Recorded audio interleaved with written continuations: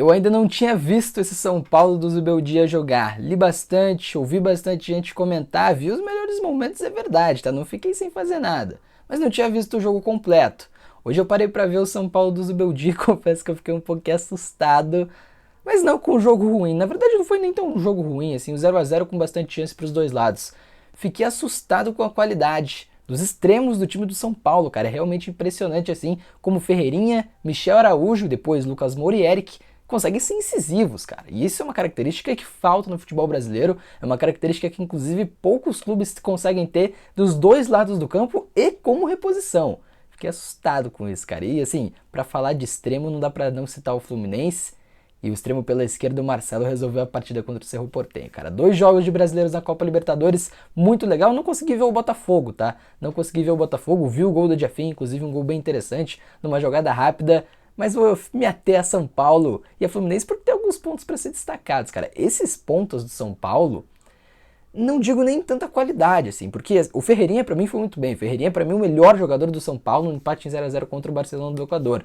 Agora, o Michel Araújo errou um pouquinho também, não conseguiu acertar tanto as tomadas de decisão. O Lucas voltou, é verdade, recentemente, a torcida do São Paulo gritou o nome dele, até se animou bastante durante a partida quando o Lucas entrou, mas também achei que não conseguiu fazer tanta coisa assim, até porque entrou na segunda etapa, por mais que o Lucas seja o Lucas. E em termos de explosão, em termos de drible curto, em termos de qualidade para encontrar passe, é muita qualidade.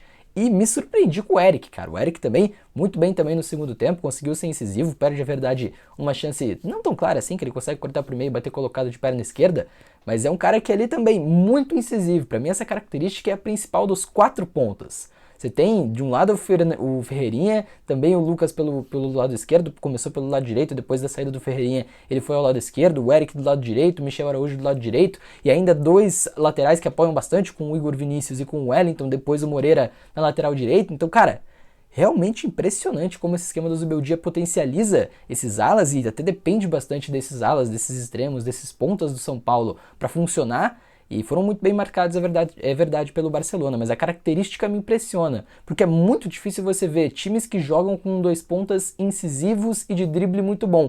Claro que quando o Michel Araújo estava em campo, o São Paulo era um pouquinho diferente. O Michel Araújo que tem um drible muito bom, é um jogador de enfrentamento, de 1 para 1 também muito aguçado, mas é um meio-campista, né? Normalmente faz uma função de meio-campista em alguns momentos, já fez várias vezes pelo São Paulo, inclusive fez na partida contra o Barcelona, então é o cara que, por mais que tenha esse drible curto muito bom, por mais que consiga fazer essas jogadas de enfrentamento de 1 para 1, é um meio-campista. E isso aí entra um pouquinho mais na lógica do futebol brasileiro, que você vê que, por exemplo, o Gustavo Scarpa tá ganhando vaga no Atlético Mineiro, voltando a jogar bola, jogando pelo lado direito. Você tem no Botafogo o próprio Savarino, você tem o próprio Nicão no Atlético Paranaense, vários casos de pontas que são mais meio-campistas, que puxam a jogada mais pro meio, que não tem tanta velocidade. Mas no caso do Michel Araújo é diferente, porque o Michel se diferencia porque é um cara de muito drible, né? E ele tem muita qualidade nesse aspecto. Ferreirinha nem se fala, e aí também aliado à explosão, à agilidade que ele tem. O Lucas Moura também nem se fala, um cara que pode ser meio campista sim, que pode trabalhar mais pro centro do campo para gerar jogada. Mas cara, em termos de drible, em termos de finalização de jogada, em termos também de explosão física, é um cara que é impressionante. E o Eric também me impressionou bastante. Então, quantos times do Brasil tem 4 pontas que conseguem fazer o que fazem esses 4 jogadores em termos de incisividade? Incisividade, não sei se existe essa palavra, tá? Mas em termos de serem incisivos, objetivos, buscarem o gol e terem o drible como uma arma muito forte. Consigo lembrar do Flamengo com o Luiz Araújo, com o Everton Cebolinha, com o próprio Bruno Henrique, que também é um mais finalizador, mas também tem essa característica. Dá para lembrar do Palmeiras com o Estevão e o Lázaro também, né? Dá para lembrar do Botafogo com o Jefinho e o Luiz Henrique, mas poucos são os casos no futebol brasileiro de pontas tão incisivos quanto são os times de São Paulo. E quando os laterais passam é interessante, né? Porque o Wellington apoia muito pelo lado esquerdo. E você tem o Ferreirinha jogando mais ao meio. E aí quando ele recebe como esse interno pelo lado esquerdo, ele tem o drible, ele tem qualidade para também encontrar uma jogada e quebrar a linha da marcação. O Michel Araújo do outro lado é a mesma coisa, com o apoio do Igor Vinícius, mais pro meio, encontrava drible, encontrava quebra de linha de marcação. Claro que nesse jogo do Barcelona faltou muita coisa pro São Paulo, até a criatividade, faltou também um camisa 9 para matar as jogadas que o São Paulo criou. A falta do Calera é bem sentida, é verdade, mas esses pontos incisivos é uma raridade no futebol brasileiro. E aí eu queria comentar sobre o Zubeldia também, porque eu não tinha visto, tá? Não tinha visto o jogo do São Paulo completo com o Zubeldia na beira do gramado. E pra mim, eu fiquei realmente impressionado. Por quê? Li bastante. vi bastante coisa, ouvi relatos, ouvi muito rádio e tal, e cara, o comentário era sempre: o Zubeldia é um cara maluco, o Zubeldia é um cara muito intenso, lá na beira do campo, é um cara que conseguia orientar o time de São Paulo, é verdade, via muito bem, é verdade, mas um cara que não parava quieto, cara. E eu comecei a ver o jogo ali, assisti inclusive no multicam da ESPN, né, que tinha a câmera do jogo e aí a câmera do treinador aqui no ladinho, bem pequenininha, pra também quem quisesse dar uma olhada. E eu confesso que nos primeiros 15 minutos do jogo eu olhei mais o Zubeldia do que o jogo de São Paulo. E pra mim foi muito interessante, porque eu esperava um cara muito inquieto, um cara que ficasse andando na área técnica a todo momento, um cara que fosse orientar com muita intensidade. Mas ele ficou sentado no banco, cara. Os primeiros 15 minutos, e aí você, torcedor de São Paulo, você que está assistindo esse vídeo, se quiser ir dar uma olhada, é verdade. Ele sentou no banco, ficou conversando com a comissão, analisando o que era o cenário da partida, vendo como o Barcelona estava postado. Então, achei uma postura até bem interessante. Claro que depois ele voltou a ser o cara maluco. Claro que depois ele deu um chute no copinho de água, molhou todo mundo da comissão que estava sentado no banco de reserva.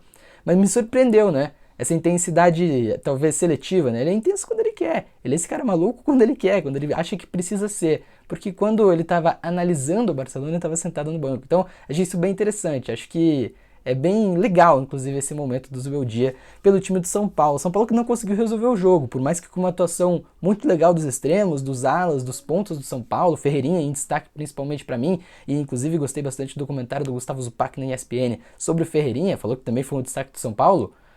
O São Paulo teve essas boas atuações, mas não conseguiu resolver essa partida, não conseguiu abrir o placar. E os extremos do Fluminense, no outro caso, aí conseguiram resolver a partida. Isso por quê? Primeiro que o Marcelo é uma qualidade absurda, o Marcelo é genial, o Marcelo tem um futebol assim que poucas vezes foi visto na história do futebol brasileiro, é bem verdade. E ele jogar pelo Fluminense hoje, da maneira que ele tá jogando, com muita liberdade para se movimentar, na esquerda é verdade, mas com muita liberdade, com possibilidade de se tornar meio campista, possibilidade de apoiar o quanto ele quiser, isso é realmente impressionante. E aí ele domina uma bola na esquerda, ele leva pra perna direita e você fala: o Marcelo de direita não vai meter na gaveta, né? E aí ele arma o chute e você fala: cara, o Marcelo não vai, a jogada tá perdida, ele vai cruzar. E aí o Marcelo coloca a bola na gaveta, cara, ela pega na trave e ainda entra no gol do time do Cerro Porteño. Então, assim, primeiro gol do Fluminense, que vinha pressionando, tinha um gol anulado com o Cano, é verdade, mas ainda faltava alguma coisa, e na individualidade, na genialidade do Marcelo, o Fluminense abre o placar. E aí depois toma um empate, é verdade, do Cerro Porteño ainda no primeiro tempo. E aí no segundo, se o Marcelo, extremo pela esquerda, conseguiu abrir o placar e colocar um capítulo importante no jogo, o Guga, extremo pela direita, resolveu a partida, resolveu a parada. Claro que contou com muita qualidade do Ganso no cabeceio, mas o cruzamento do Guga no segundo tempo e no segundo gol do Fluminense é algo impressionante, um arco perfeito para colocar na cabeça do Ganso e fazer o 2-1. Então, os extremos muito importantes para os dois times, né? O Fluminense conseguiu resolver a partida, o Marcelo com o golaço, o Guga com o cruzamentaço. E o São Paulo, que não conseguiu resolver o jogo, é verdade, mas pouquíssimos times no Brasil têm extremos como tem o São Paulo. Não digo nem tanto em qualidade, mas digo em característica de objetividade. Isso no esquema do Zubeldia. Hoje, pelo menos, não funcionou tanto assim, tá? Hoje faltou alguma coisa para o São Paulo ali, talvez seja a figura do Calleri. Mas em vários momentos da temporada, essa intensidade, essa objetividade, esses caras incisivos, esses caras vão resolver muito jogo pro São Paulo. Fechado?